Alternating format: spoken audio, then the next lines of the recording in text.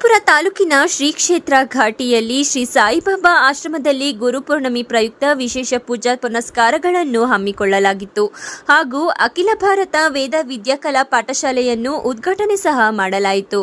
ಗುರುಪೂರ್ಣಿಮೆ ಪ್ರಯುಕ್ತ ಸತತ 3 ದಿನಗಳಿಂದ ಚಂಡಿಕಾ ಹೋಮ, ಶ್ರೀನಿವಾಸ ಕಲ್ಯಾಣೋತ್ಸವ ಸೇರಿದಂತೆ ವಿವಿಧ ಧಾರ್ಮಿಕ ಕಾರ್ಯಕ್ರಮಗಳನ್ನು ಸಂದೀಪ್ ಶರ್ಮಾ ಹಾಗೂ ವೆಂಕಟೇಶ್ ಶರ್ಮಾ ನೇತೃತ್ವದಲ್ಲಿ ನೆರವೇರಿತು.